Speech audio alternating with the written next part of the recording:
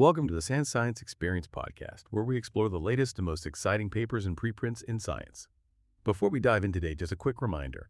If you enjoy what we do, please take a second to like, subscribe, and maybe share this deep dive with your friends or family. It really, truly supports the Sand Science Experience. Okay, so today we're digging into, honestly, a really fascinating piece of research. It feels like a big step forward, both in concept and the technology for understanding metabolism. We're looking at a brand new mass spectrometry technique. They used it to map functional relationships, how proteins and metabolites sort of work together or against each other, thousands of them. And this wasn't just about building a cool tool. This map quickly led them to discover a protein, LRRC58, that nobody knew much about. And it turns out it's critical for controlling cysteine metabolism and, kind of amazingly, cholesterol levels in the liver. Yeah, this gets right to a fundamental headache in molecular biology, doesn't it? We know proteins run the show, metabolically speaking, but figuring out how they regulate things, that's tough, especially when it's indirect. The protein and the metabolite might regulate each other's levels, but never actually physically touch. Or maybe they interact, but it's so weak, so transient, that our usual methods, like fishing for protein complexes, they just don't work. Yeah. We needed a different approach. Right. Finding that functional link without the physical handshake, it sounds like a huge challenge. I mean, the scale here, 285 metabolites, nearly 12,000 proteins, that's vast. But this paper introduces their solution, metabolite protein covariation architecture, MPCA for short. Exactly, MPCA. And it's clever because it flips the script. Instead of asking, do these bind, it asks, do these function together? It uses mass spec to measure how much of each metabolite and protein is there. Then it looks for patterns across a big, diverse group. If A controls B, maybe their levels go up and down together, or maybe one goes up when the other goes down.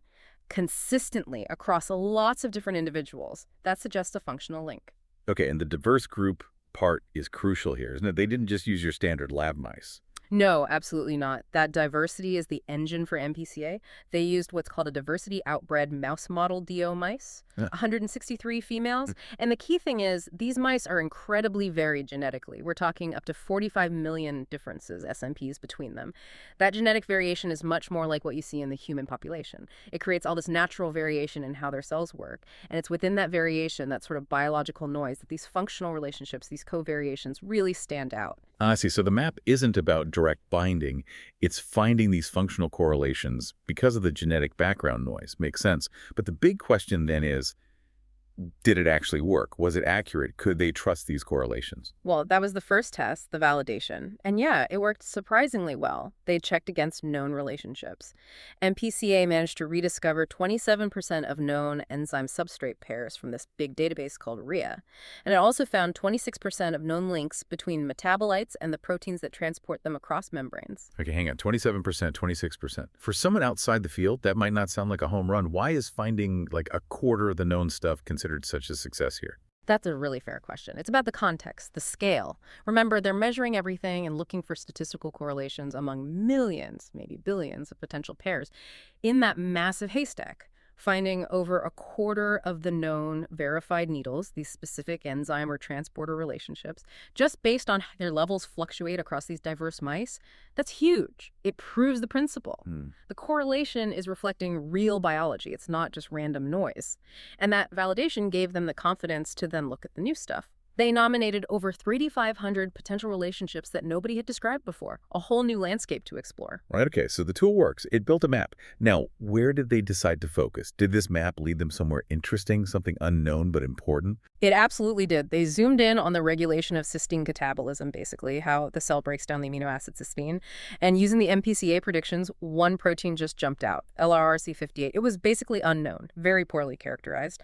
But the map showed it as the strongest negative contributor to the levels of Hypotaurine, which is a key product of cysteine breakdown. Negative contributor. So more LRRC58 means less hypotaurine? Exactly. Suggesting LRRC58 is somehow shutting down that breakdown pathway. Precisely. So then the detective work began on how was it doing that, and they figured it out. LRRC58 acts as a specific part, the substrate adapter, of a larger machine called an E3 ubiquitin ligase complex, specifically one called CRL5. Okay, let's pause there. E3 ubiquitin ligase.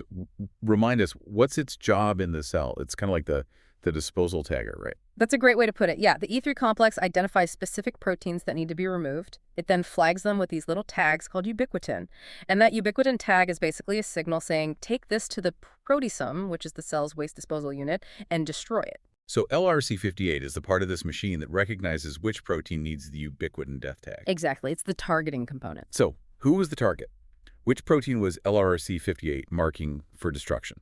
The target was a really key enzyme, cysteine dioxygenase 1, or CDO1. CDO1 is the main control point, the bottleneck enzyme, in that pathway, converting cysteine into hypotaurine and then ultimately into taurine.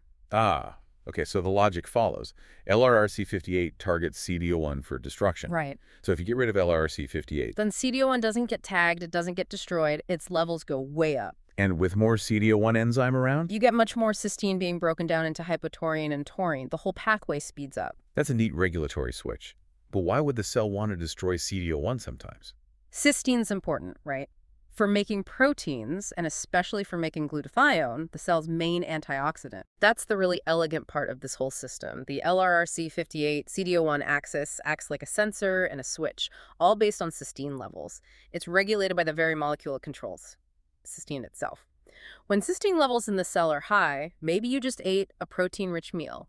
Or the cell needs to detoxify something that excess cysteine actually interferes with LRRC58.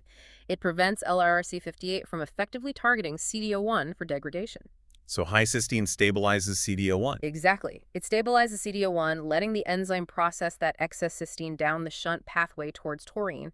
It deals with the overflow. And the flip side, when cysteine is low. When cysteine is scarce, the cell needs to conserve it for those absolutely essential jobs making glutathione-building proteins.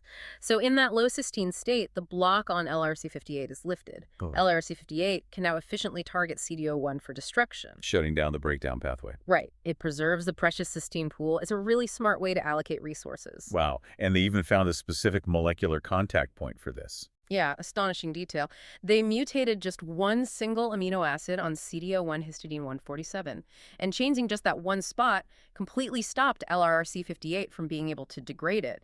It also made CDO1 insensitive to the cysteine levels, so that one tiny point is crucial for the whole regulatory mechanism. Incredible. Yeah. Okay, let's connect this cellular mechanism back to the bigger picture. You mentioned cholesterol earlier. How does this cysteine to taurine pathway matter for, overall health? The link is taurine's role in the liver, specifically in handling cholesterol. The liver uses taurine to make bile acids. It conjugates taurine to them. This makes the bile acids more soluble, which helps the body excrete them and the cholesterol they carry. So more taurine production could mean better cholesterol clearance from the liver. That's the hypothesis. If you stabilize CDO1 by targeting LRRC58, you should make more taurine, and that should help lower liver cholesterol. It seemed like a really actionable pathway. And they tested this in animals. They did. They used a technique with AAV, a type of virus, to specifically knock down LRRC58 just in the liver of mice. So only liver cells would have less LRRC58. And what happened? Did the mechanism hold up? It really did, and the results were quite dramatic. First, just as predicted, knocking down LRRC58 caused a massive 18-fold increase in the CDO1 protein level, specifically in the liver. 18-fold. Okay, so the switch worked in a living animal. Yep. And the metabolic consequences followed. What about the cholesterol? They saw a significant drop, a 24.7% decrease in total cholesterol in the liver. Wow, nearly 25%. That's substantial. Very substantial. And consistent with that, cysteine levels in the liver dropped by about 36%, showing it was being channeled down that CDO1 pathway. So less LRRC58, more CDO1, less cysteine, less liver cholesterol. It all connects. It does, and other markers lined up too. Total bile acids in the liver went down by about 25%, suggesting they were being pumped out more efficiently. And in the gallbladder, where bile is stored, the amount of free cholesterol actually went up by almost 20%, again pointing towards increased excretion. So it really seems like boosting this pathway helps flush cholesterol out. Any other effects? Yes, it seemed to remodel fat metabolism more broadly in the liver. They also saw lower levels of triglycerides and things called fatty acylcarnitines. So generally beneficial effects on liver fat handling. Okay, so to sum this up, this MPCA technique, looking at correlations across genetically diverse mice, led them straight to this LRRC58 protein. And LRRC58 acts with CDO1 as this kind of cysteine sensing switch. Exactly. A switch that decides, Does cysteine get used for vital things like glutathione, or does excess cysteine get safely disposed of via taurine production? Which, in turn, has this major impact on how the liver handles cholesterol. Right. It's an evolutionarily conserved mechanism that neatly links amino acid metabolism, redox balance through glutathione, and lipid handling through cholesterol. And what's really exciting, I think, is how this systematic MPCA approach just uncovered it. You probably wouldn't have found this looking for direct binding partners the old way. It highlights this LRC58-CD01 complex as a really specific, druggable node, potentially. You could imagine targeting this to fine-tune cysteine levels, boost taurine, and maybe help with conditions like high cholesterol or fatty liver disease. It's a very actionable discovery. But truly shows the power of using that genetic variability, that noise, as the actual signal. An amazing deep dive. Thanks for walking us through the complexities of LRC58 and cysteine, and thank you all for joining us. Remember to like, subscribe, and share if you found this interesting. We'll catch you next time for more from the Sand Science Experience.